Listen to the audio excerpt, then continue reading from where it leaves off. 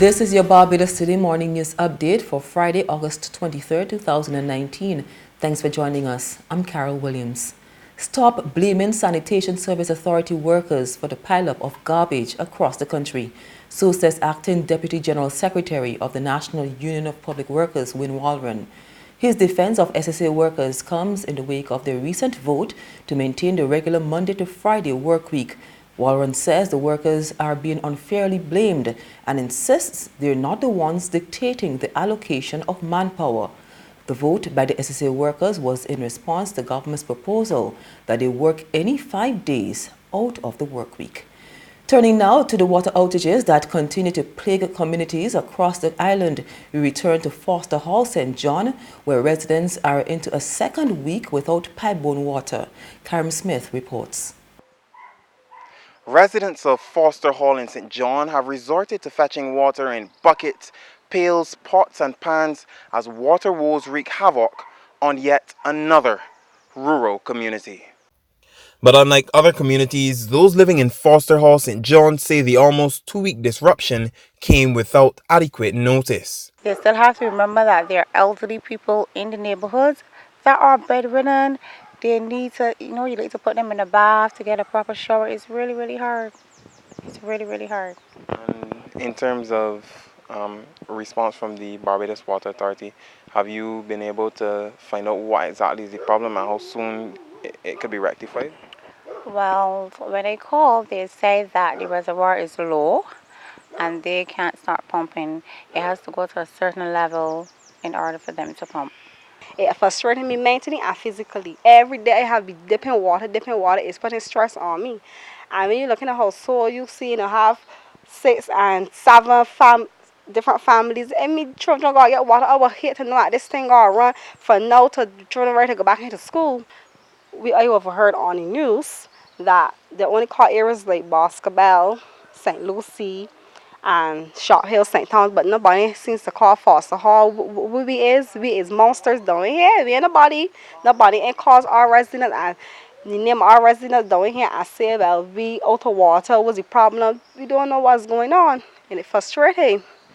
A farmer in the area who identified himself as Prince said with pregnant pigs and chickens to look after, he fears shortages could result in a significant loss for his business. Actually, it's got to give me animals water normally at this time 3 times a day. And they should be getting 1 more 3 times a day. Got pigs and some got young ones, and I don't know if it can defect me at any time. If we're hydrated.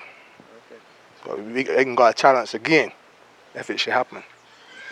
And if they're affected, how would that affect you financially? It can affect me because it means that I ain't getting a profit. Meanwhile, Barbados Today spoke with Ras Isles, who has been a practicing Rastafarian for some time. He said a nearby spring has shielded him from the water problems. It didn't affect me, but I just feel a little sorry for my family and my neighbors. Why has it not affected you? Because I live by the spring. And my spring got dry when you drought, but since the rain coming, it come back. So that's very good now, the water outages I got back this spring, right? Okay. Yeah, and plus I got tanks here that I store rainwater. Okay. But the problem is that people don't store water, right? They got to start getting tanks and storing water. Okay. Meanwhile, BWA marketing specialist Yvette Harris-Griffith disputed resident claims that they had not been properly informed and said notices were sent out in various sections of the media. She, however, could not say when water would be restored. Kareem Smith for Barbados Today. Barbados is set to sign an energy agreement with Trinidad and Tobago this weekend. This with energy company BHP making gas discovery close to the Barbadian border. On Saturday morning, Prime Minister Mia Mottley will ink the deal with her Trinidad and Tobago counterpart, Dr. Keith Rowley, who's leading a team to Bridgetown. The announcement was made yesterday by Trinidad's Minister of Energy, Senator Franklin Cann. As you are aware, BHP has been making gas discoveries in the northeastern part of Trinidad and Tobago maritime asset. They have drilled a number of successful wells, and some of them are quite close to the Barbadian border. Because of that, both the government of Barbados and the government of Trinidad and Tobago saw it fit to do a memorandum of understanding for joint cooperation in the event that gas reserves are found on the Barbadian side. And that will lead to possibly the signing of a unitization treaty between Trinidad and Tobago and Barbados in the not-too-distant future. The Salvation Army is reporting a notable increase in the number of people in its feeding program, and business manager Sherma Evelyn says it isn't due to the retrenchment of hundreds of public servants. And it's not because of the unemployment. One of the things that we have to factor in is that we have a lot of homeless people, or we have people who are below the poverty line who get meals here. We have a lot of persons who are shut in, where they're living alone.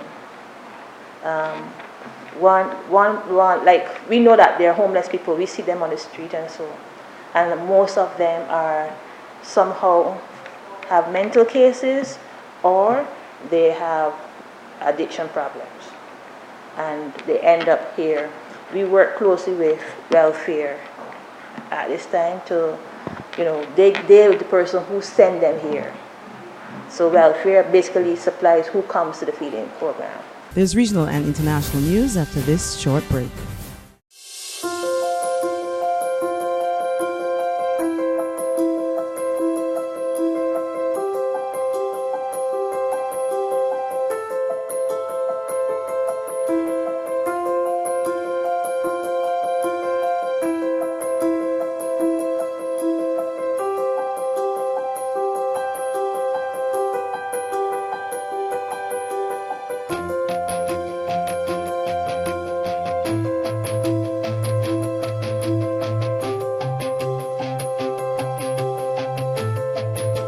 Barbados Today, news you can trust. In Trinidad, some taxi drivers are refusing to ply their trade in protest of a plan to have them relocated. They say the proposed hub is located in a crime-ridden area and will be less profitable. We get the details from CNC3 News. It was a promise kept. We are shutting down for a few hours today to continue to highlight the situation that we know definitely that is going to affect us negatively. But Thursday's protest action by some taxi drivers along the San Fernando to Port of Spain and Chaguanas to San Fernando routes did not really negatively affect the commuting public. That's because there were drivers who abandoned the rallying call and operated as normal. In anything that you do in this life right now, you will never get 100% support. But we are here, the concerned taxi drivers who are concerned about going on that walk, is here today protesting, right, and saying no to that proposal that the mayor did. The taxi drivers have rejected San Fernando Mayor Junior Reguelo's plans to relocate their hubs to King's Wharf. And the move has gotten the thumbs up from the business community. But it's something taxi driver Martin Mitchell said could work against them. In terms of the public now, it's a convenience, it's an advantage for the store owners, because when we drop the public here, right, they will still, then they remember they have to get somebody's store. Right? But if they go down on the wharf now, nobody walking back up here to shop. Acosta stressed that the proposed site for relocation was a ticking time bomb for disasters. Right, we are saying some taxis have moved out from the wharf area because of the crime and the non-productive place that he wants to put us in. And finally, on the international scene, the French president has told British Prime Minister Boris Johnson there isn't enough time to negotiate a new Brexit withdrawal agreement. Emmanuel Macron was hosting Johnson in Paris ahead of this weekend's G7 summit. We get the details from Reuters TV. I want to make it absolutely clear to you, Emmanuel, to the French people, that of course I want a deal. And I think we can get a deal. Boris Johnson speaks in Paris Thursday as he meets Emmanuel Macron. But the French president warned there isn't enough time to negotiate a brand new withdrawal agreement and said the EU was ready for a disorderly Brexit if it came to it, though it preferred a deal.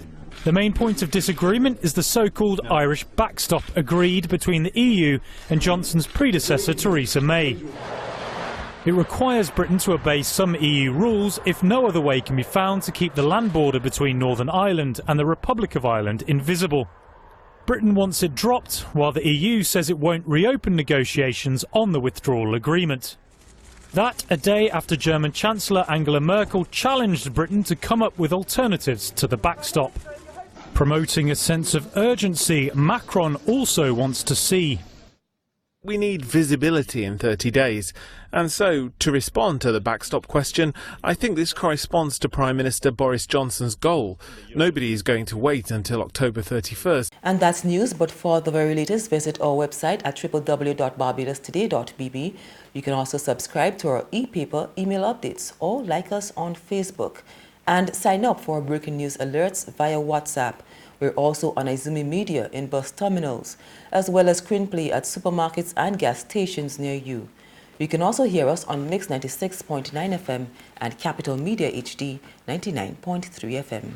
I'm Carol Williams. Have a good day.